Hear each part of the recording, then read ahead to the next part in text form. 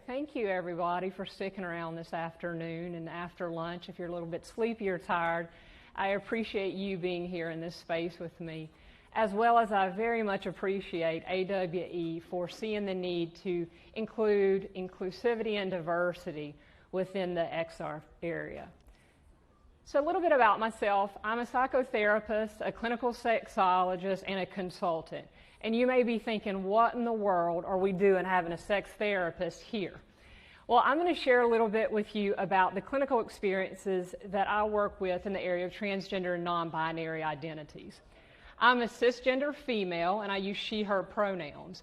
I'll tell you a little bit more about that in a couple of moments, but it's really important that I make sure that you're aware that the information that I share with you is from my cisgender perspective. Cisgender is someone who is not transgender. I don't ever want to come across as saying I've lived that experience, because I definitely have not. But I do have the opportunity to share my platform in making sure that I can educate and share the experiences these individuals undergo as they relate. I have 13 years of clinical experience working with this community and listening to their needs, desires, and their journey to find their true selves. The numbers. So you might be wondering, is this really important? Why should we even care about the transgender non-binary community? A recent survey from a few years back shows that there are 1.4 million transgender adults in the U.S. This study was conducted by the Williams Institute. It's important to see that this study was a phone survey, so it's really who picks up the phone, and it's only on adults, so 18 and older. This doesn't count for the number of children, adolescents, or teens in the U.S. So technically, we have no idea how many transgender and non-binary individuals there are in the world. But I can tell you, you've met many.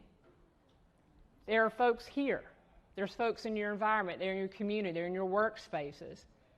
And it's important to know that from the XR experience to not just see that cisgender heteronormative view, and it's important to take the non-binary and transgender experience into effect.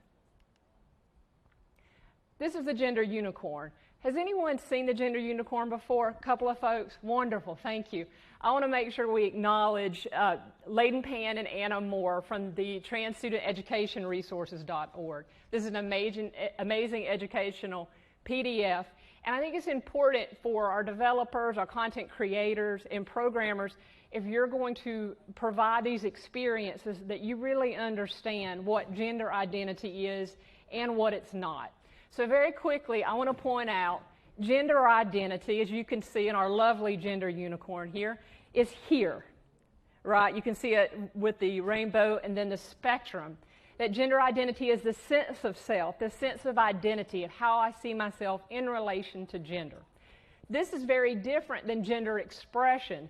Gender expression, as you see here, is what's on the outside.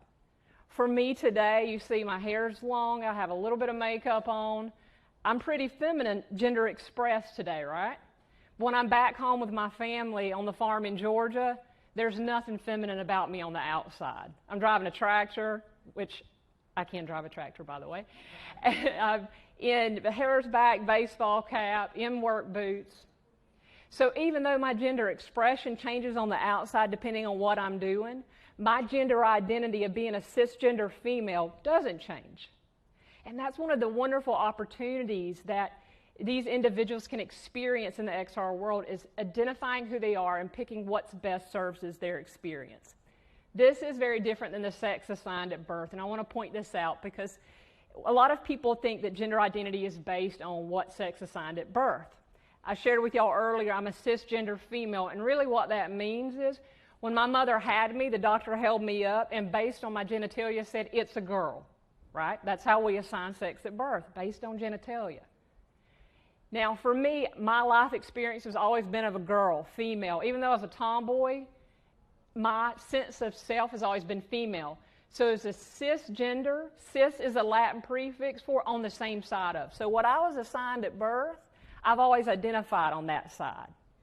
So for me, my gender identity does line up with the sex I was assigned at birth. But for many of your users, it does not. And they may see themselves as transgender or non-binary or genderqueer.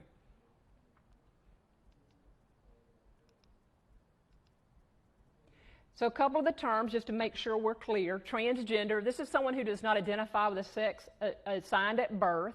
Trans, that Latin prefix for on the other side of. For an example, if when the doctor held me up and based on my genitalia said, it's a girl, and my experience, how I saw myself and my life as it unfolds, feels like a male, man, or masculine side, I may see myself as a transgender male, just for an example. Trans on the other side of what's assigned. So that's the biggest difference. And non-binary, this is someone whose gender is not male or female. It may be a blend of both elements or having no identification with gender. Some other words that some individuals use is gender queer. Someone may be agender or bigender. So here's a couple of myths. As you're developing and creating content, it's important for you to know that these are not true. So one of the myths is every transgender non-binary person has the same experience. That's not true. None of us have the same experience as the person next to me. Another cisgender female doesn't have my same lived experience. So it's important to know that we can't group everybody together and say, okay, this is a transgender user. We have to make sure this is specifically for them. The next one is that every transgender or non-binary person hates their body. This isn't true. Each of these individuals don't hate their body, and there are many individuals that are okay with their body, and they want to preserve their genital integrity of who they are because they know what their sex-based at birth, and their genitalia doesn't have to match who they are for them to be their real and true self. Not every individual wants a different body than they have, and not every individual wants to socially or medically transition, and this is a myth. When someone hears that this is a transgender user, they must want to explore this experience so they can go into a different body. Not necessarily. And not every individual is going to want to come out and go through a coming out process. And since tomorrow does kick off Pride Month, not every transgender non-binary individual has pride in who they are. And we're going to talk about what some of those experiences may look like. So common experiences that your users may be going through is having unsupported family, friends, and or partners.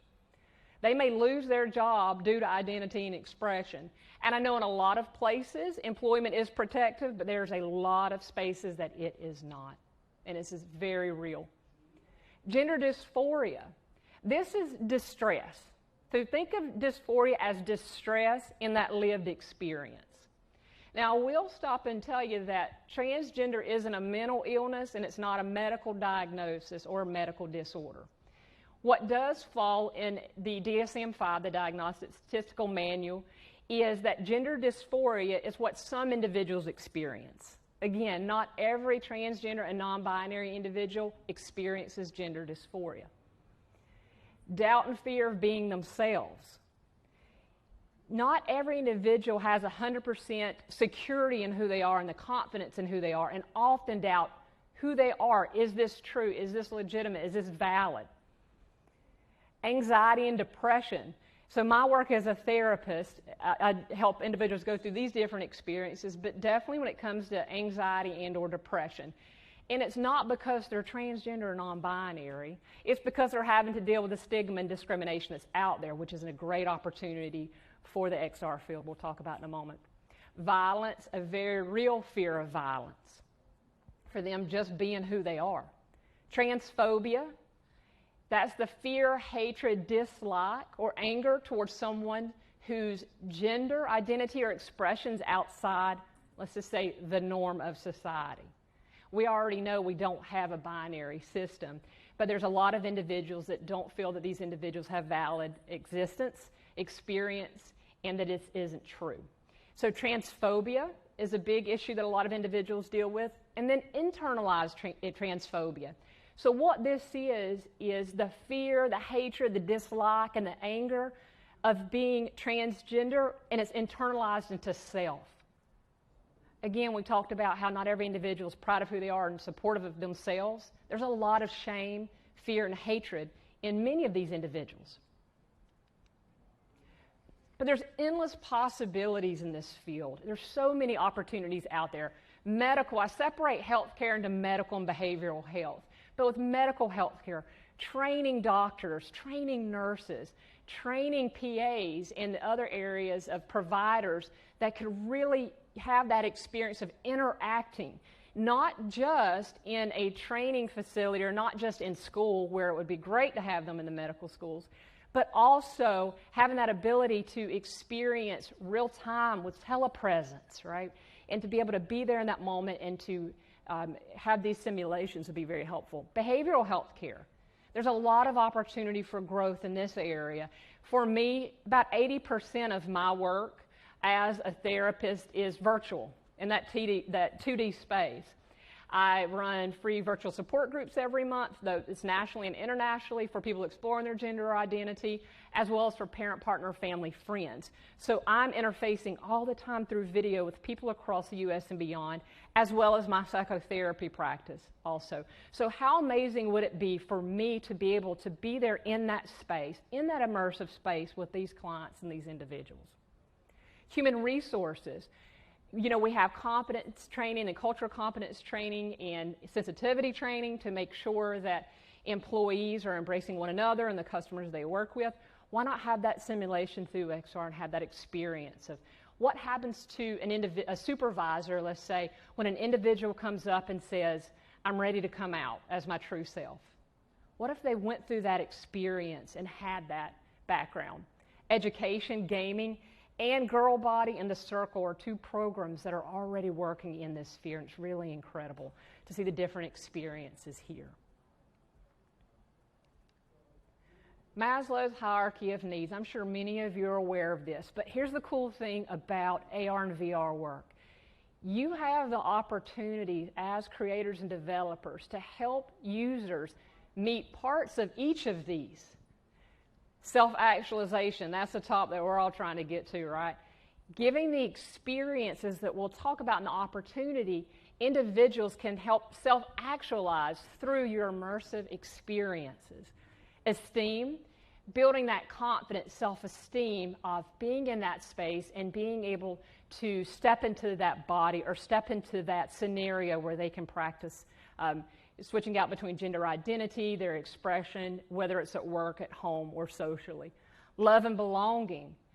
Ava did an amazing job this morning talking about the social aspect of being able to connect with people, because this can be very isolating for many people in the LGBTQIA+ community, not just transgender, non-binary individuals, but the love and belonging and sense of community, creating those avatars, creating those connections. I think about how amazing my virtual support group would be to go from a Facebook group space and avatars and bringing that real life in there in that experience. Safety needs. You know how amazing it would be to be able to go through some of these experiences and try coming out at work or coming out to a partner or coming out to a mom or dad in this simulated space, and what that would do for your confidence and for the privacy, and then physiological needs. So one of this area is when you build up that confidence, when you build up that experience and that sense of self, people are going to be able to hold their heads up higher. They're going to be able to maintain their job. They're going to be able to face discrimination and violence and the stigma that goes with many of these individuals. So I love this quote. I'm going to read this for you. Humans excel at visual imagery. Our brains evolved this ability to create an internal mental picture or model of the world in which we can rehearse forthcoming actions without the risk or penalties of doing them in the real world.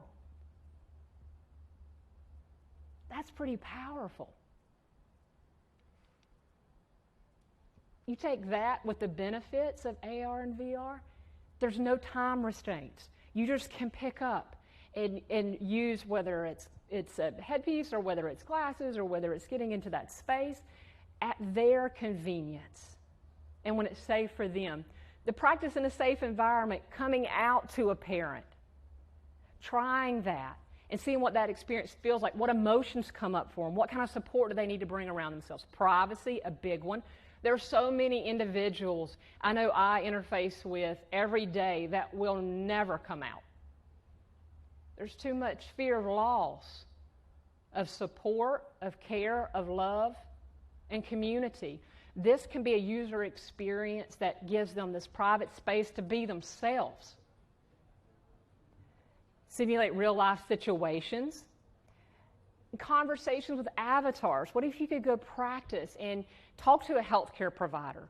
There's so much fear that comes up with these users when they have to go to their doctor and tell them who they are. And it allows the user to move at their own speed, which is extremely important. Each individual's speed of going through the process is different. You've got options for a guided, curated version, or you give the user the control of determining their own story. That's self-actualization at its best. So opportunity number 1. The user can experience and explore their identity and expression in a safe space, experientially as well as immersively. See what it feels like to step into that body. See what it feels like to walk into that space, to face that supervisor, to face that partner, to face those kids, whoever they need to come out to, or to figure out who they are. And giving that identity to that individual to determine that versus assigning it to them.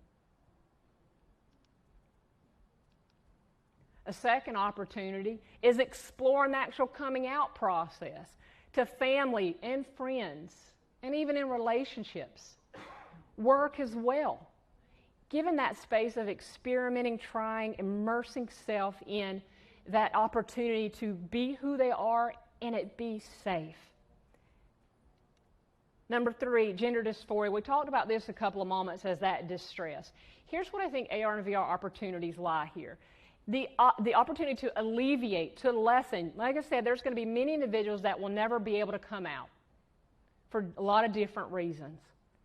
But what if that user could have that experience and alleviate their gender dysphoria? Maybe it's only for a small amount of time. We may, or me as a cisgender female, I may see that as a small amount of time, but that's a lot of time to these individuals. Validate. So one of the concerns can be, but wait a minute, Kristie, if we're giving the user this experience, what if it really brings up a lot of emotion? What if that individual is just like, wait a minute, I'm coming into this space, I'm in this experience.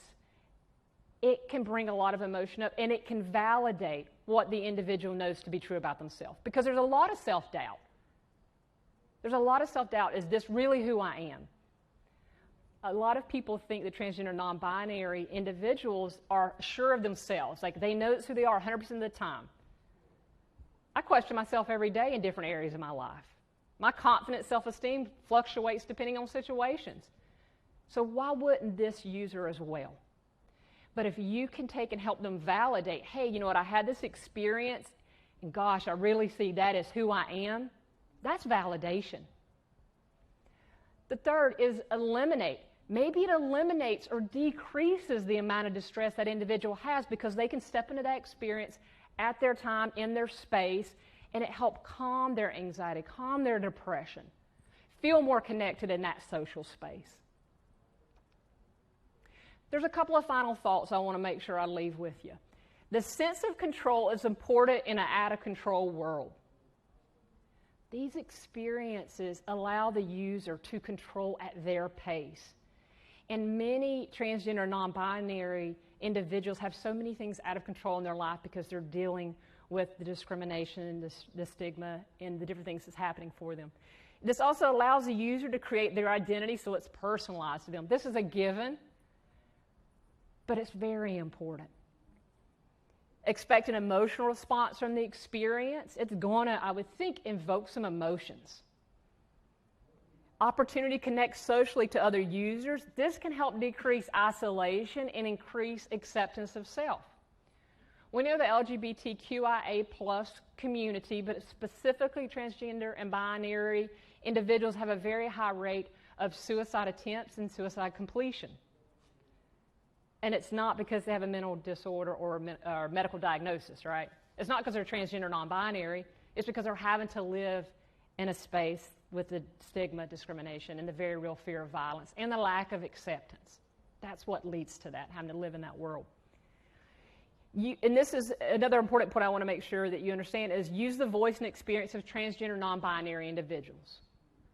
In your creation, in your development, go to these individuals who are willing to share their voice, their story, their perspective. As I've shared with y'all today as a cisgender female, I haven't lived that experience. I've had the privilege of working with individuals who have, but in your development, you've got to use their voices and you've got to use their experience. It needs to come from the community. This also encourages a further conversation afterwards. Someone steps in and has that experience. What do you think they're going to be left with afterwards? Well, maybe I feel a little bit more confident to take that step. Maybe I am ready to come out. Maybe I need to seek some more support. So in wrapping up, I want to thank definitely the individuals who shared their stories, their experiences, and that have allowed me to be a part of their journey for the last 13 years. And a big, big thank you to all of y'all in here for being in the audience and being a part of the solution and not a part of the problem. I appreciate your attention to this, and I'll go ahead and take questions now if you have any, or if you don't feel comfortable asking them, please see me afterwards or shoot me an email or connect with me. Thank you.